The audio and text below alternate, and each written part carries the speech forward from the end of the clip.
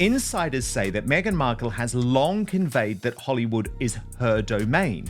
In virtual and in-person meetings with partners, she tends to talk over or recast Prince Harry's thoughts, sometimes while he is mid-sentence, sources say, usually preceded by a touch to the arm or thigh.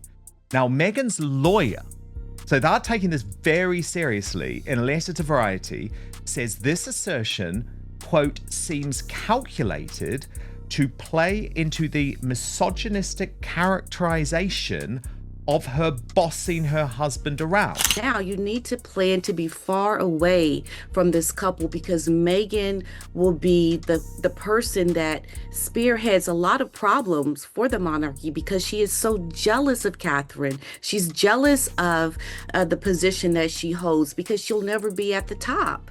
And so I think it's a warning for, the palace to try to distance themselves from Harry and Meghan. Now is the time, because it will not get better. It will only get worse. Could Harry bite the dust when he ceases to be of use to the Duchess? Well, that's always been the view of many people, that she will dump him when he is no longer much use. But she'd have to have an escape route. She'd have to find a sort of a Silicon Valley or somehow aging billionaire that would want to take her on. I don't think she'd walk into the wilderness. I can't imagine any man finding happiness with Meghan Markle. I mean, I think it'll be pretty difficult. But I'm told there are Americans that would find her attractive. She dresses up and looks terrific when she wants to. By actually responding to these excerpts and creating this insanely aggressive response, what they are telling us in the public is that they are worried about the revelations, that Tom Bower is somebody to be taken seriously, because if he is just deranged, stalker, conspiracy theorist, whatever, you ignore him rather than responding. By responding, Harry and Meghan have unwittingly, as ever, promoted his book. They have done the exact opposite of what they should do. Okay, insiders say that Meghan has long conveyed that Hollywood is her domain. In virtual and in-person meetings with partners, she tends to talk over or recast Prince Harry's thoughts, sometimes while he is mid-sentence. Sources say usually preceded by a touch to the arm or thigh. Like all things in life, too much of a good thing can turn poisonous. So when this ambition turns pathological, when it's fueled with narcissism, entitlement, vindictiveness, it turns into something quite destructive, not just for everyone else, but for the so-called ambitious person as well. And Tom Bower gives us a few notable examples in this excerpt. A crown in tatters, a brotherhood betrayed, and a prince who has reportedly become a mere puppet in a high-stakes game of Hollywood chess. Today, we are tearing the lid off the most explosive royal expos of the decade. The fairy tale didn't just end. It was dismantled, piece by piece, by a woman who saw a crown and thought it was a marketing opportunity. If you thought the drama between the Sussexes and the palace was finally cooling down, think again, because the ultimate truth teller, Tom Bower, has just dropped a nuclear-grade revelation in his new book, Betrayal, and the fallout is absolutely catastrophic. We are talking about a calculated psychological takeover that has left Prince Harry, once the world's most eligible and charming royal, as nothing more than a puppet on a string, while the British monarchy, a 1,000-year-old institution, lies in the wake of Meghan Markle's scorched earth ambition. This isn't just a rift, it's a hijacking. Today, we are peeling back the velvet curtain to expose the 5 most soul-crushing, jaw-dropping revelations that prove Meghan doesn't just influence Harry, she controls him. From the brainwashing techniques used behind closed doors to the secret escape route she's already allegedly scouting for the moment Harry is no longer of use to her, we are diving deep into the gossip that the palace tried to bury. Grab your tea and hold on tight, because the People's Princess 2.0 has just been unmasked as the ultimate royal wrecking ball. For years, we wondered, what happened to the Harry who loved his brother? The Harry who was the life of every party loyalty and the heartbeat of the British Army? According to Tom Bower, that man didn't just walk away, he was systematically erased. The book suggests that Meghan didn't just join the family, she performed a total personality transplant on the prince. Queen Camilla herself allegedly used the most chilling word possible to describe what happened: brainwashed. The transition from a charming, loving young prince into a grievance machine wasn't an accident, it was a strategy. Bower reveals that Meghan convinced Harry that his own family was his enemy, fueling a fire of resentment that Harry didn't even know he had until she handed him the matches. This wasn't about finding his voice, it was about Meghan giving him her script. The sheer audacity of it. Imagine being the queen consort and watching your stepson transform into a stranger before your eyes. The book paints a picture of a man who was groomed to hate the very institution that protected him. Also, one woman could secure a ticket back to Hollywood with a royal title in her pocket. We all remember that romantic story, right? The proposal under the stars in Botswana. We were sold a narrative of two souls bonding in the wild, connected by their love for the African continent. But Tom Bower just pulled the rug out from under that fairy tale. The revelation? Meghan Markle hated it. The book exposes a level of fakery that is honestly chilling. While Harry thought he was sharing his heart's passion with his soulmate, Meghan was allegedly counting the minutes until she could get back to air conditioning and luxury. The 2019 tour of South Africa, the one where she gave that infamous "thank you for asking if I'm okay" interview, Bower reveals she absolutely loathed the trip. It wasn't about the charity, it wasn't about the people, it was a glorified tent that she couldn't wait to escape. As Bower himself continues to drop truth bombs about Meghan Markle, including the fact that despite her fakery with Harry, she actually hates Africa. Look. Meghan didn't like Africa.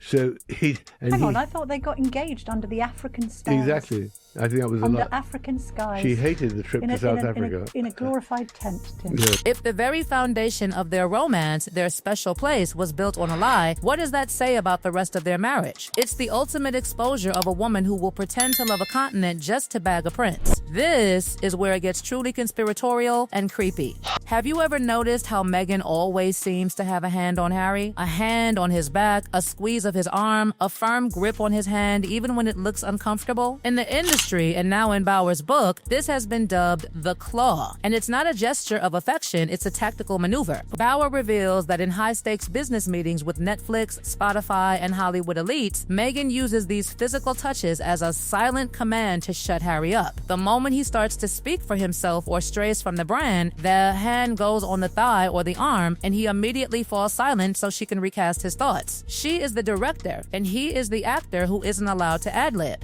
Insiders say that Meghan has long conveyed that Hollywood is her domain. In virtual and in-person meetings with partners, she tends to talk over or recast Prince Harry's thoughts, sometimes while he is mid-sentence, sources say, usually preceded by a touch to the arm or thigh. Meghan's lawyer, Kump, in his letter to Variety, says this assertion seems calculated to play into the misogynistic characterization of her bossing her husband around. Prince Harry, meanwhile, attests that this is categorically false.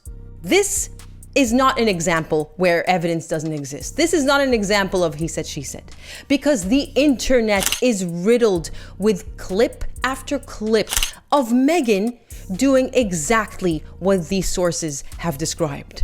In fact, touching him to either speak over him or cut him off or walk in front of him is practically a trademark move of hers that has been accurately dubbed the claw. Can you imagine the humiliation? A prince of the blood, a combat veteran being silenced by a touch to the thigh like a child being told to sit still in church. This is the control that Bower is exposing, a psychological dominance that happens in front of cameras, yet we were told it was just romance. It's not love, it's a leash. Perhaps the most sinister revelation in the entire book is the suggestion that Meghan's endgame doesn't actually include Harry. Bower and his sources suggest that Meghan is transactional to her core. She dumped her family, she dumped her first husband, she dumped her old friends, and Harry might just be the next item on the no longer useful list. But there's a catch. Meghan is a strategist. She won't leave Harry until she has a landing pad. The book hints at her eyes being set on a Silicon Valley mogul or an aging billionaire who can provide the one thing Harry is is running out of. Cold, hard, endless cash. The gossip is electric. She's not looking for a divorce. She's looking for an upgrade. It's the ultimate betrayal. While Harry has sacrificed his family, his country, and his reputation for her, she is allegedly already calculating the ROI return on investment of their marriage. If he isn't making her a global superstar, he's just baggage. And Meghan Markle doesn't do extra baggage. The stage is set, the players are in position, and the mask is slipping faster than a royal tiara in a hurricane. We've seen the brainwashing, the fake Africa narrative, the physical cloth control, and the chilling possibility of a billionaire escape route. But we are just getting started. The true depth of how this duo of destruction has dismantled a 1,000-year-old legacy is even more calculated than you can imagine. Perhaps the most heartbreaking revelation in Tom Bower's Betrayal is the slow, systematic destruction of Prince Harry's crowning achievement, the Invictus Games. This was supposed to be about the veterans, the men and women who gave their limbs and their mental health for their country. But according to Bower, under Meghan's management, the games have transformed into the Meghan show. The book reveals that behind the scenes, Canadian executives and organizers were left reeling by Meghan's demands. It wasn't about the sports or the healing, it was about the bling. Bower exposes a reality where crowds were allegedly corralled just to create the illusion that people were there to see her. Imagine the ego required to take a global event for wounded soldiers and turn it into a backdrop for a multi-million-dollar wardrobe reveal. Bower suggests that the 2025 Games in Canada were overshadowed by Meghan Markle's public appearances,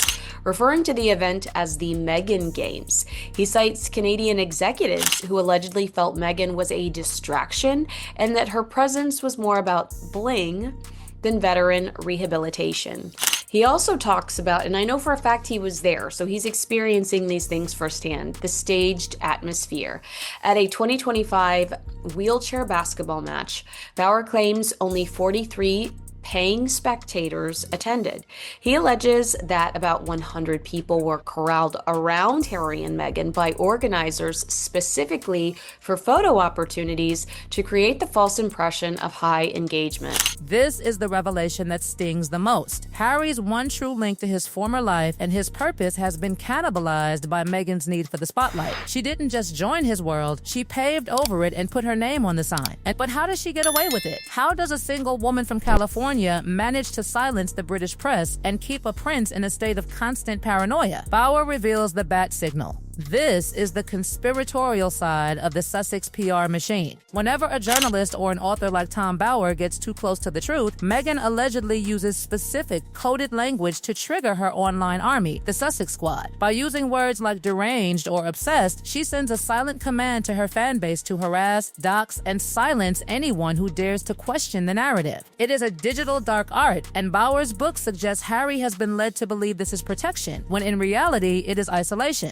And so for Meghan to use that particular language of deranged is basically a call sign. She's putting up the bat signal or the wrinkled clothes signal to her fans to go, hey, attack this guy as if you would anybody else who's, let's say, in the royal sphere. I have been called a deranger before, and I'm like, okay, like this is just dumb. Like, grow up. She has turned Harry into a soldier in a war he didn't start, fighting against people who are simply trying to tell the truth. By convincing him that the world is deranged, she ensures that he only ever listens to her. The title of Bower's book isn't just a catchy word, it is an autopsy of a relationship. The revelation that Meghan is jealous of Catherine, the Princess of Wales, isn't just gossip, it's the engine driving the entire conflict. Bower claims Meghan realized she would never be number one, and if she couldn't be the queen, she would ensure the path to the throne was as rocky as possible for everyone else. The book details how the toxic ambition mentioned by insiders isn't just about career growth, it's about scorched earth. She didn't just want to leave the royal family, she wanted to expose them, humiliate them, and leave them in the dust. And she used Harry as the battering ram to do it. If you think this is just British tabloid hate, look at how the Americans are reacting. One of the most shocking revelations in the new literature surrounding the Sussexes is that even their allies are terrified of them. We're talking about Ted Sarandos, the head of Netflix, the man who gave them $100 million. The gossip coming out now, supported by Bauer's research, is that Sarandos won't even get on a phone call with Meghan without a lawyer present. Think about that. You don't bring a lawyer to a creative meeting unless you are afraid of being sued, recorded, or manipulated. The professional world has seen the Meghan effect, and they are putting up the shields. The denial from the spokesperson only fuels the fire. In the world of high-stakes gossip, a denial is often just a confirmation in a suit. So, here we are. 5 revelations that paint a picture of a marriage that is less of a partnership and more of a hostile takeover. Tom Bauer's Betrayal has done what the palace couldn't. It has provided the blueprint of how Meghan Markle allegedly dismantled a prince and shook a monarchy. She controlled the narrative, she controlled the physical movements, she controlled the truth. And now, she might be looking for the exit. Harry has lost his family, his military titles, his country, and his old Harry charm. And for what? To be a secondary character in a reality show produced by a woman who might already be looking for a billionaire upgrade? The most terrifying part of this revelation is that it's not over. As long as Harry is under the influence of the claw, the royal family remains in the crosshairs of a woman who has nothing left to lose and a brand to build. The fairy tale is dead, the brainwashing is complete, and the world is finally watching the reality show we were never supposed to see. What do you think? Is Harry a victim of a master manipulator, or is he a willing participant in the destruction of his own legacy? Let us know in the comments, because this story is far from over.